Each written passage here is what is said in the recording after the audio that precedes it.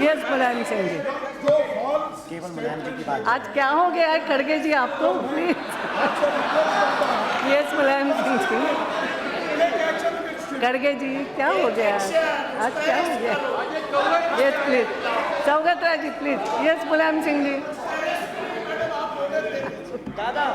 आप प्लीज। क्या है बार बार एक ही बात पे? जी अध्यक्ष महोदय,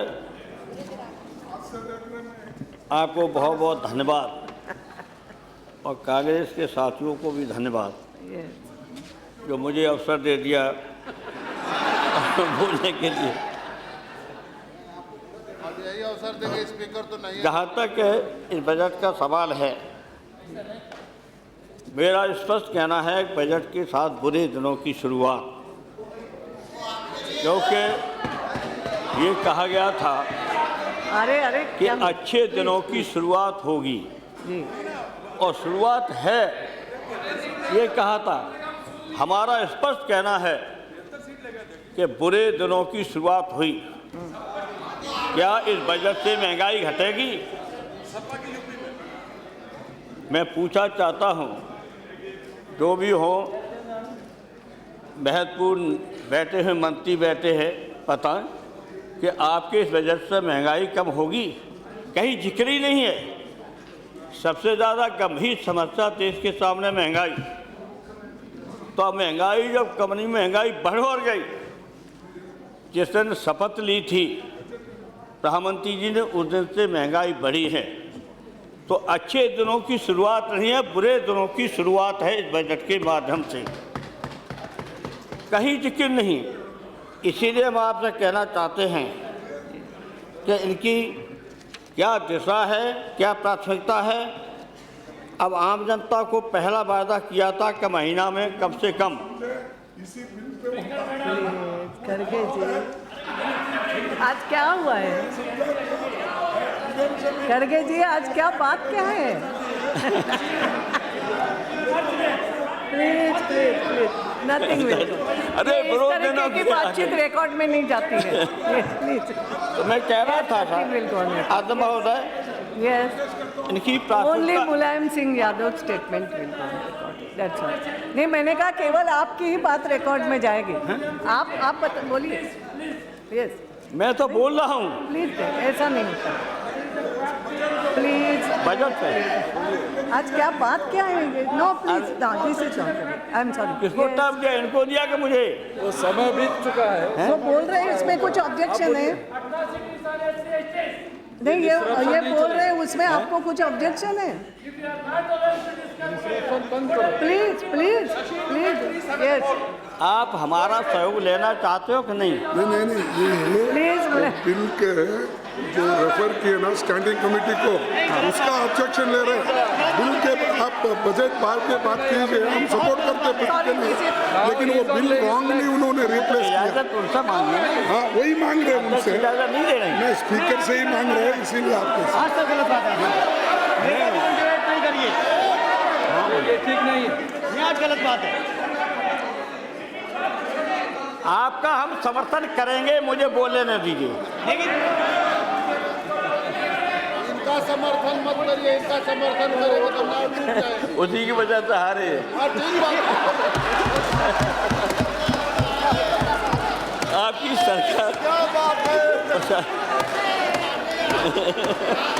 असली बात, हाँ, सही है। असली इनकी सरकार बताई थी ना। असली बात यही है। अध्यक्ष जी, तो मैं ये कह रहा था, इस बजट के माध्यम से कैसे बोलेंगे हम तो नहीं बोल सकते। अभी पॉइंट ऑफ ऑर्डर नहीं है। क्या पॉइंट ऑफ ऑर्डर? कोई पॉइंट ऑफ ऑर्डर नहीं। कांग्रेस के साथियों, अब हमें तो रोको भाई। अब आप लोग बोल के दिखा देना। अरे बाद में कर देना, हम भी साथ देंगे। आप नेताजी को रिस्पेक्ट बहुत कर दिए, कोई कांग्रेस का वक्ता बोल के दिखा दे। ये तरीका थोड़ी है। देखो तरीका है, आपको बार बार डिस्टर्ब कर दिया है। नेताजी को टाइम अलॉट बार डिस्टर्ब कर दिया।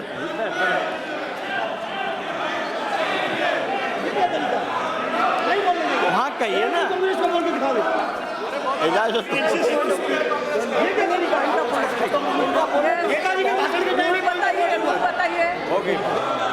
व्हाट इज एक Congress under yes rule The बताइए। reason I'm raising a point of order under 3761, the point of order shall relate to the interpretation or enforcement of these rules as regulate the business of the House and shall raise a question which is within your cognizance.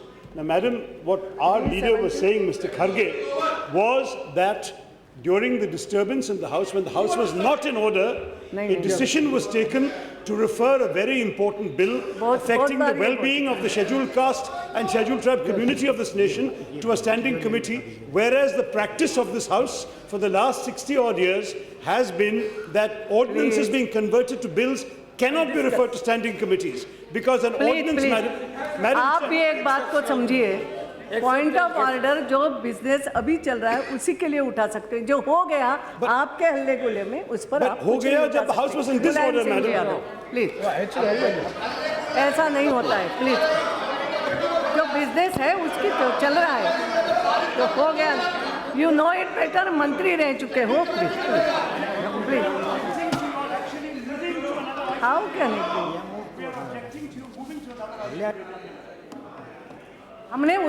हम उसके आगे बढ़ चुके हैं, तो पहले क्या हुआ उसको पॉइंट ऑफ ऑर्डर में नहीं उठाते। अभी जो हो रहा है ये आपको डिस्कशन पे ऑब्जेक्शन है तो आप बोल सकते हैं। No, I am sorry, no nothing with. Yes mister Mulayam Singh Yadav, क्या करते हैं? खड़गे जी, आज क्या बात क्या है? आप बजट पे चर्चा नहीं चाहते?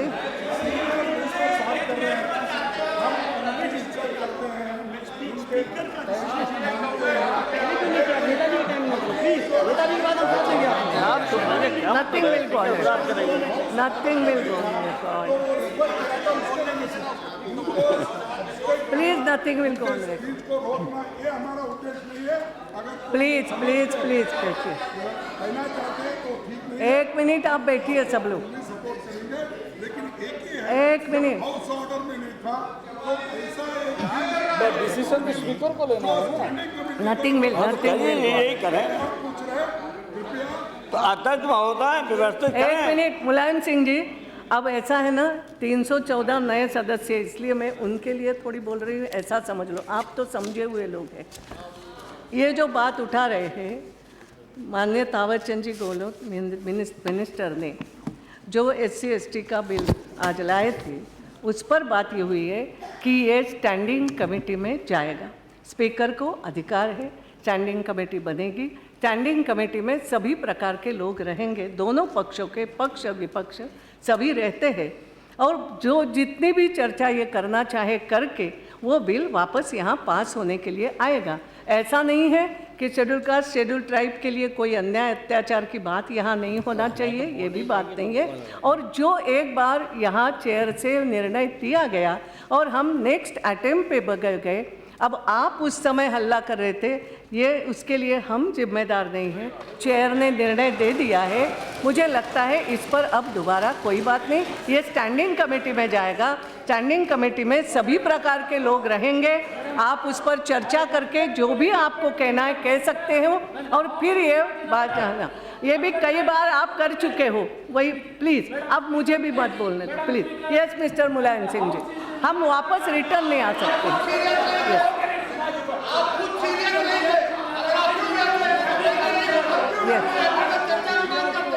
यस मिस्टर कैसे बोले भाई? गणेश सिंह जी, आप बैठिए ना, दे दिया हम ना साथ देंगे निर्णय। आपका, चलने दो, बोलने दो। यस हमें बोलने दीजिए, पर हम लोग भी साथ देंगे। यस, निर्णय हो चुका है कि स्टैंडिंग कमेटी में जाएगा, बेटी। यस यस आतंक में होता है। हाँ जी जी, बहुत बहुत धन्यवाद आपको, और आपको भी धन्यवाद। इस बजट के माध्यम से मैं कह सकता हूँ कि बुरे दिनों की शुरुआत, और मैं इसलिए कह रहा हूँ जी कि प्रधानमंत्री जी ने कहा था कि अब अच्छे दिनों की शुरुआत हुई है, और ये कहा था महंगाई यस 25% तो तुरंत हम कम कर देंगे। तो क्या महंगाई कम हुई? महंगाई बढ़ी। जो प्रधानमंत्री जी ने महंगाई घटाने की बात कही थी, महंगाई बढ़ी, और महंगा भी जवाब देंगे। तो मैं ज़रूर बता देना कि अच्छे दिनों की शुरुआत में बुरे दिन क्यों शुरुआत हुई और फिर महंगाई क्यों बढ़ी, इसी पे आप जीते चुनाव। तो हमेशा जनता को धोखा दे करके जीतेंगे, सदन में धोखा नहीं दे पाएंगे आप। चले भले ही संख्या कम है, लेकिन अध्यक्ष महोदय आपकी कृपा रहेगी तो मजबूती से आप बात रखेंगे और देश के सामने आ जाएगा कि कितना झूठ बोल के जनता को ठगा है। इसे बहुमत आ गया, अब तो आपको बहाना भी नहीं मिलेगा कोई। इसे अध्यक्ष महोदय, हम जानना चाहते हैं कि आपकी प्राथमिकताएं क्या हैं। कहीं बजट में नहीं जिक्र कि महंगाई कम कर देंगे, बेरोजगारी कम कर देंगे, और ये कहा था कि प्रत्येक नौजवान को रोजगार देंगे और नौकरी देंगे। बताओ कब दोगे, कब दोगे और कितने लोगों को दोगे? ये आपने वायदा किया है जनता के बीच। नौजवान खड़ा हो गया आपके पक्ष में, रोजगार मिलेगा, नौकरी मिलेगी, अब बहुमत हो गया आपका। अभी तक के कई सालों से बहुमत नहीं था एक दल का, अब बहाना नहीं मिल सकता। अब तो आपको बहुमत है, अब बहाना नहीं मिल सकता है। अब तो आपने जो वायदे किए थे, वायदों को पूरा कब करेंगे? कुछ तो वायदे ऐसे थे कि ओथ लेते ही पूरा कर देंगे। महंगाई घटा देंगे 25%, तो महंगाई घटने के बजाय महंगाई बढ़ी। जहाँ तक कि अब 1 महीना के अंदर कहा था, 1.5 महीना हो गया है। दूसरी बात हम कहना चाहते हैं, वो मैंने कह ही दिया कि 30 साल से गठबंधन की सरकार लगभग चल रही थी। अब आपको मिल गया है बहुमत, तब आपको कोई बहाना नहीं मिल सकता। सीधी जनता को वायदा जो किए हैं उन वायदों को अब भी पूरा करिए। कब से शुरुआत करेंगे? अभी तक तो आपने शुरुआत की नहीं, अभी तो महंगाई और बढ़ा दी।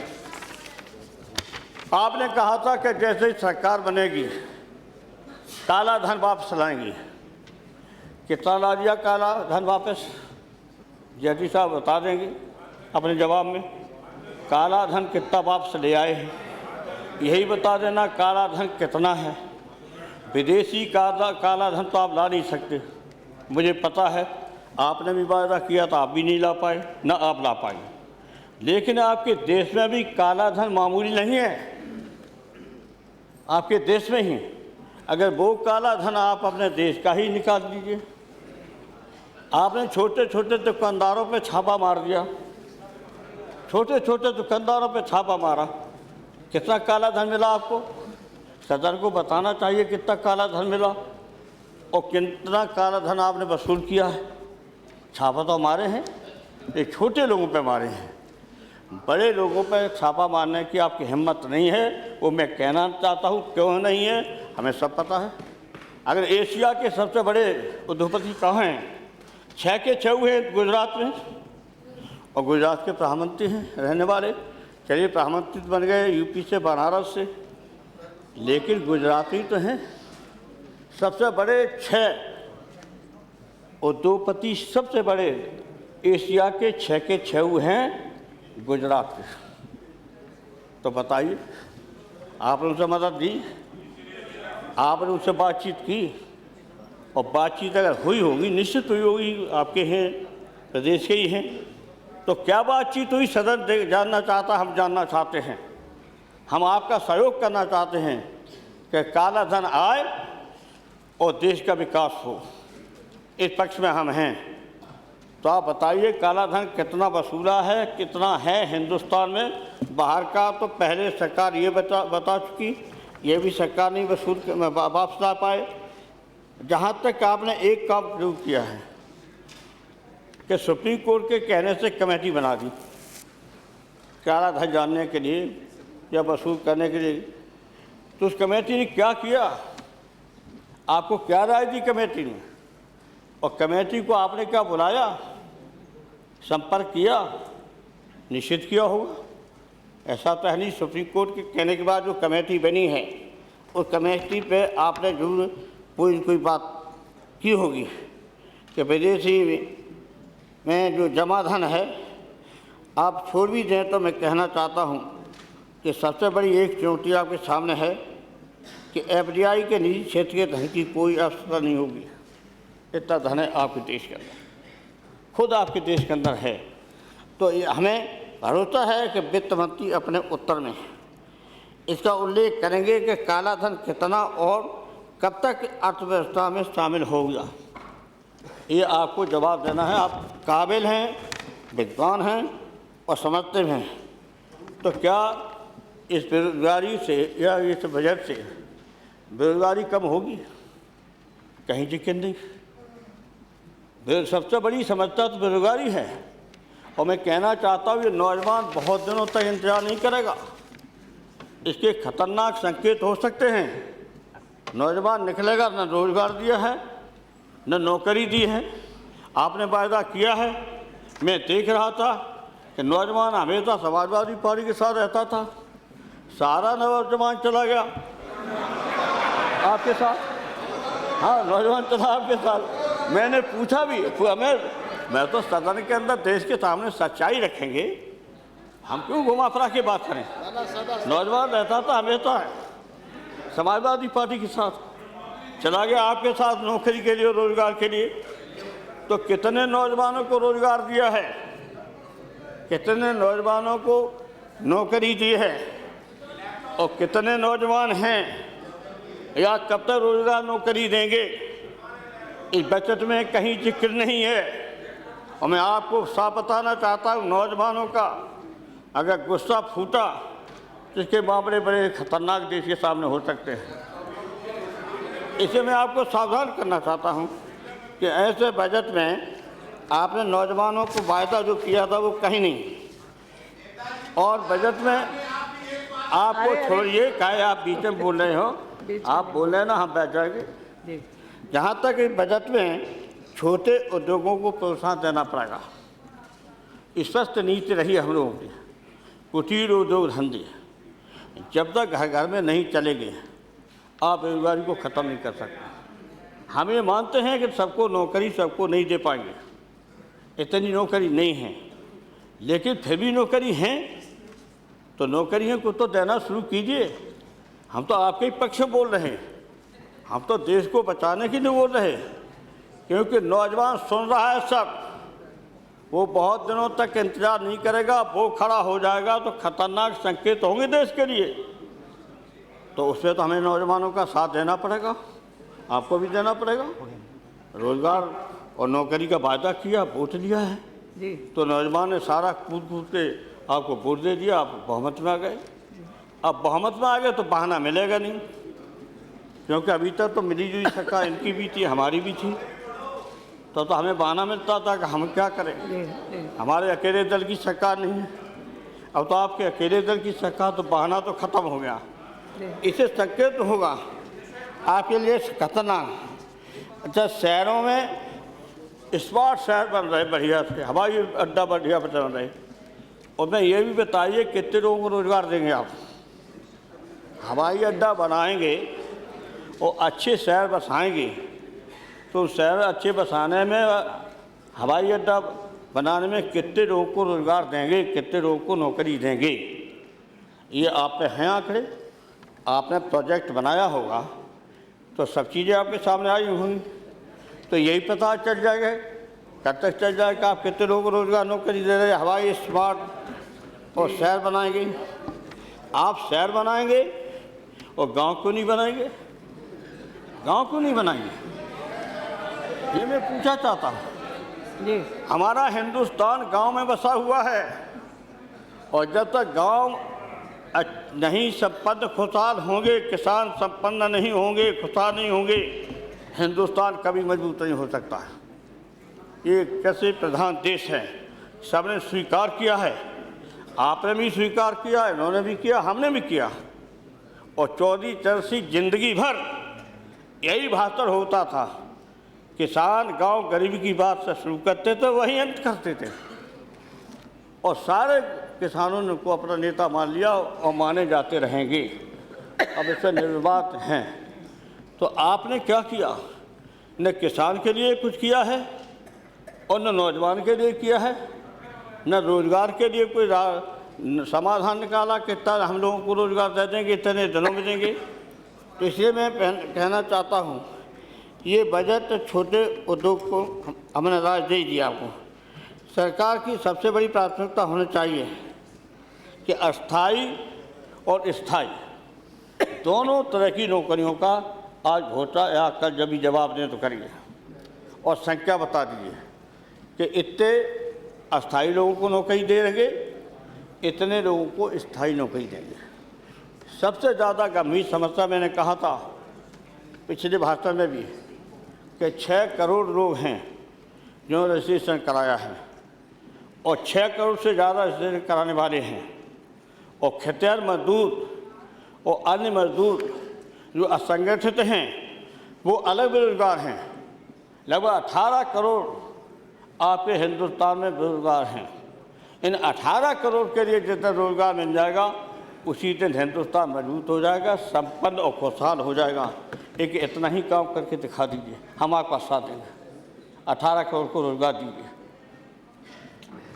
तो इसलिए आज मैं आपसे कहना था, बजट में ये है नहीं, आपके बजट में ये है ही नहीं कि रोजगार कितने लोगों को देंगे, कितने को स्थायी। जहाँ तक कि क्या इस बजट से कहीं किसानों को लाभ है? बताएं आप, क्या किसानों को लाभ है? हमें पूछे, ये माननीय हुकुम सिंह जी बैठे हैं, क्या 16.5 करोड़ भूमि विकास कर कर्जा माफ़ किया कि नहीं उत्तर प्रदेश सरकार ने? क्या सिंचाई मुफ्त की नहीं है? क्या पढ़ाई मुफ्त की नहीं है? कि दवाई मुफ्त की नहीं है? कैंसर की बीमारी, लिवर की बीमारी, किडनी की बीमारी, दिल की बीमारी, जितनी गंभीर बीमारियां हैं उनका मुफ्त इलाज कहीं है हिंदुस्तान के अंदर तो उत्तर प्रदेश के अंदर है। पढ़ाई मुफ्त कहीं है तो उत्तर प्रदेश के अंदर है। दवाई मुफ्त कहीं है तो उत्तर प्रदेश के अंदर है। तो इसलिए आप कुछ करेंगे, कोई तो काम करेंगे। इसलिए आप कहना चाहते हैं मुलायम सिंह अभी हम खत्म कर दें? जी करिए। अरे हम बोल रहे हैं, इनको रोक दीजिए, हम बहुत जल्दी खत्म करने वाले हैं। हमें ज़्यादा लंबा भाषण नहीं देना है, हमें साफ साफ बात करनी है सरकार से कि सरकार क्या कर रही है, हम जानें और देश की जनता जाने। क्योंकि हमारे बिल्कुल आरोप है, अभी तक 1.5 महीना, मान लें 1.25 महीना हो रहे, अभी कोई काम किया नहीं। तो मैं तो मानता हूँ कि 1.5 महीना 2 महीने में ठगा आपने कहा था तुरंत कर देंगे 25% महंगाई ख़त्म, तो 1.5 महीना हो गया। तो ये ठगाई चलेगी नहीं, तो मैं आपको बता रहा हूँ। इसलिए मैं आपको सावधान कर रहा हूँ कि आप अब भी है समय आप पर, काफ़ी समय है। तो आप जब आप जवाब दें तो दीजिए रोजगार, कम से कम रोजगार दीजिए, महंगाई घटाइए। जहाँ तक के आपके बजट में भूमिहीन किसानों के कर देने के लिए बात आपने की, उसमें व्यवस्था भी 8 करोड़ की जी। अब पूरा ध्यान रखना उससे निष्पक्ष हो, और निष्पक्ष नहीं हो पाता है।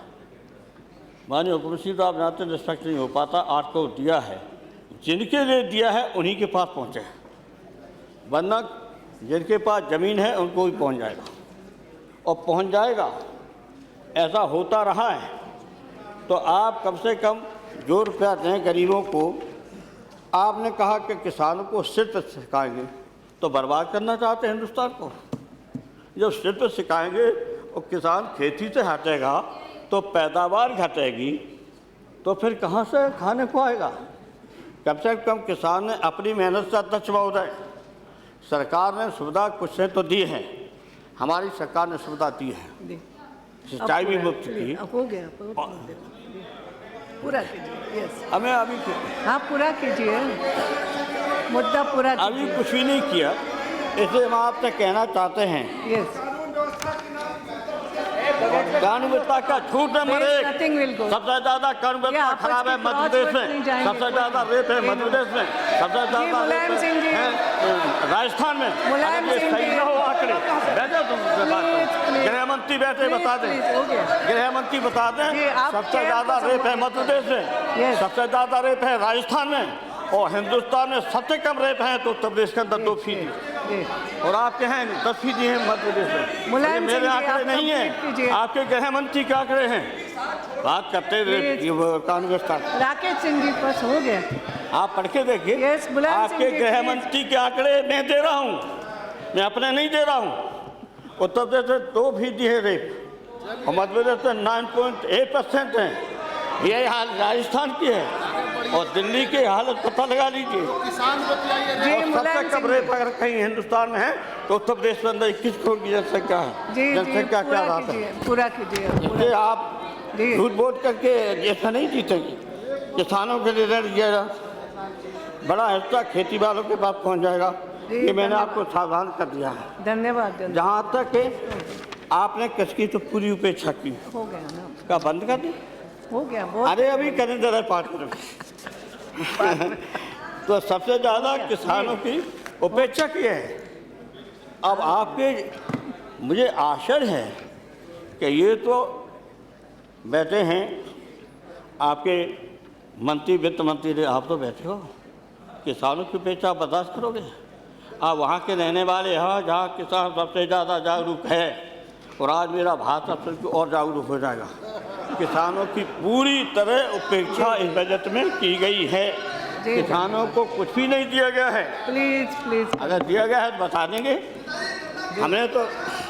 मुलायम हमने जी, किसानों को दिया है। आप कंक्लूड इसे कीजिए। हम कहना चाहते हैं, जी, आपने जहाँ तक है, आपको मैं कहना चाहता हूँ, एफडीआई से सीमा को खतरा है। और सब मैं सीमा को खतरा है, जी, ये मैं कहना चाहता हूँ कि आज ही आ गया कि चीन ने प्रवेश कर दिया।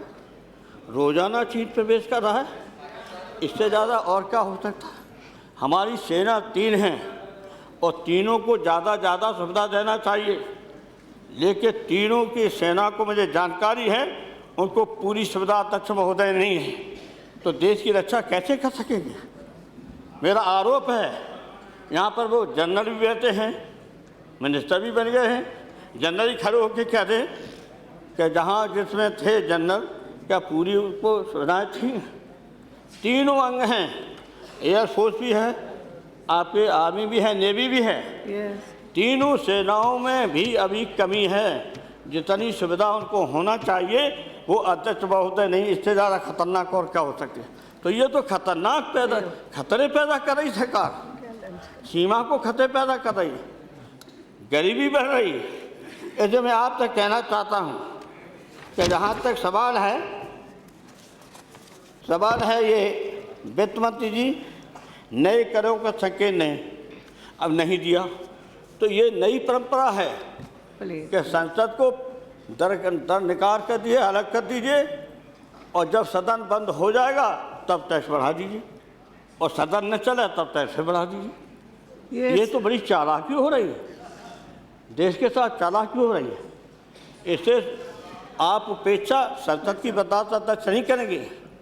ये हमेशा यही, अब इन्होंने लगातार ये किया, संसद चलने से पहले टैक्स बढ़ा दिया और फिर बढ़ाने के बाद में, और सदन को उपेक्षा करेंगे, और सदन की उपेक्षा करके जी, ये बाद में और पहले टैक्स बढ़ाते हैं। ये चालाकियाँ क्या जानते नहीं, आम जनता जानती है। ये चालाकी से देश नहीं चलता है। हम मानते हैं आपकी इच्छा शक्ति मैंने देखा मजबूत लगी, इच्छा शक्ति मजबूत लगी, जैसा आपने भाषण भी दिया और बजट में भी कुछ जिक्र किया है, लेकिन इच्छा शक्ति मजबूत है। लेकिन आर्थिक विकास की गाड़ी को सभी तरह के राज्य के लोगों को और हम लोगों को बैठा के अगर ये काम करते तो अच्छा हो सकता है। ऐसा तो सहयोग हम दे सकते हैं सब लोग, जी, सभी तरह के लोग बुलाइए कि देश की स्थिति ये है, गंभीर है, हम देश को कैसे आगे बढ़ाएं दुनिया के सामने, तो इसमें हम सब लोग सहयोग करेंगे। आप बुलाइए, औरों से भी बात कीजिए, किसानों से भी बात कीजिए, अन्य और संगठन उनसे भी बात कीजिए। लेकिन गंगा के जो साफ की बात कहते हो, ये नदियों को साफ करने के लिए अध्यक्ष महोदय जानना चाहिए, पूरे जानते हैं कुछ लोग। 1957 में डॉक्टर राम मनोहर ने ऐलान किया था कि नदियों को साफ करो, डॉक्टर राम मनोहर, ये 1957 में, और इसका आंदोलन चला था। हम छात्र यूँ थे, छोटे ही क्लास में थे, लेकिन हम नारे लगाते थे रोटी कपड़ा सस्ती हो, दवा पढ़ाई मुफ्ती हो, और करके दिखा दी। जी उत्तर प्रदेश में दवाई मुफ्त है, पढ़ाई मुफ्त है, और साढ़े 16 से कहो किसानों का भूमि विकास का माफ कर दिया है, और सिंचाई मुफ्त कर दी है, आप पूरा कीजिए और ये मुलायम सिंह ऐलान जी। कर दिया है कि किसी भी किसान की जमीन नीलाम नहीं होगी। ये केवल उत्तर प्रदेश के अंदर है। आप पूरा कीजिए। ऐसे मैं 2 मिनट नहीं कर देखता हूँ महोदय, मुझे तो समय ज़्यादा देना चाहिए। बहुत ज़्यादा कड़ाई खोलेगा नहीं। जी अच्छा सर, तो मैं कहना चाहता हूँ कि ये गलत है बात। स्मार्ट सिटी बनाने के लिए 7,000 करोड़ रुपया ज़्यादा धन की व्यवस्था पूंजीपतियों को लाभ पहुँचाने की है। ये जो आप कर रहे हैं, इनमें 7,000 करोड़ रुपया जो आप खर्च कर रहे हैं, देश के पूंजीपतियों को लाभ पहुँचाने का काम कर रहे हैं, मेरा आरोप है। उन्हें बहस करा दीजिए अलग से इसी पर, और बहस में हम साबित कर देंगे कि आप बड़े देश के उद्योगपतियों को, पूंजीपतियों के लिए 7,000 रुपया दे रहे हैं। ये गरीबों के लिए रुपया नहीं जा रहा है। जहाँ तक है 1997 नदियों के बारे में सबसे पहले सोशलिस्ट पार्टी ने अनुरोध चलाया। लोहिया जी ने ऐलान किया 1997 में पढ़ लेना। उन्होंने कहा था नदियाँ साफ करो, और सबका सब। अगर नदियाँ साफ करना है तो नदी के, गंगा के किनारे के जितने शहर हैं उन लोगों से बात कीजिए, स्थानीय निकायों से बात कीजिए, हम लोगों से बात कीजिए। सब लोग मिलकर के अगर इस काम को करेंगे तो ये आप कामयाब हो सकते हैं, वरना कामयाब नहीं हो पाएंगे। अब उनको जो आपके शहर के किनारे बसे हैं उन लोगों से बात की जाए, स्थानीय निकायों से बात की जाए, वहाँ की नगर पालिकाओं के लोग हैं, महानगर के लोग हैं, इलेक्टेड हैं, चुने हुए लोग हैं, उनसे बात की जाए। सब मिलकर के करें तो ये काम तो अच्छा है। मैं ये कह सकता हूँ आपने अच्छा ऐलान किया है, लेकिन कैसे करेंगे इसका कहीं जिक्र नहीं। आप केवल भाषा तो नहीं कर सकते। आपका सहयोग लीजिए, हमारा सहयोग लीजिए, इनका लीजिए, सबका लीजिए। नदियाँ साफ करने के लिए हम सब लोग सहयोग करेंगे। पानी सबको पीना पड़ता है, बीमारियाँ फैल रही हैं, गंभीर बीमारियाँ फैल रही हैं। इसलिए आप ये ख़त्म कीजिए कि लोकसभा चलने से पहले टैक्स बढ़ा दो और फिर ख़त्म हो जाता फिर बढ़ा दो। तो ये उपेक्षा अगर आप करेंगे संसद की, ये बर्दाश्त बहुत दिनों तक नहीं करेंगे जी। हम तो नहीं करेंगे। अब जितनी हमारी शक्ति है पार्टी की, सड़कों पर आएंगे, कहेंगे कि ये क्या कर रहे हैं, और आपसे भी कहेंगे कि कम से कम आप तो संघर्ष करिए। अभी तो मौज ली आपने, अभी बहुत लंबे समय तक, बहुत लंबे समय लिए। थोड़ा समय मिला हम लोगों को, थोड़ा समय इनको मिला, आपकी ज़्यादा इनको मिल सकता है। लगातार तो सरकार आपकी रही है, लेकिन आपको अब आना चाहिए सड़कों पर। अब ये भाषण से केवल नहीं, हम भाषण केवल नहीं दे रहे, हम लोग सड़कों पर आने वाले लोग हैं। इसलिए अध्यक्ष महोदय, धन्यवाद। मैं आपसे अपील करता हूँ कि ये जो बजट है, ये बजट अच्छे दिन लाने वाला नहीं है, ये बजट बुरे दिन लाने वाला है। इन्हीं शब्दों के साथ आपका आदेश है, इससे नहीं बोलेंगे, बोलना तो बहुत कुछ है। बहुत धन्यवाद।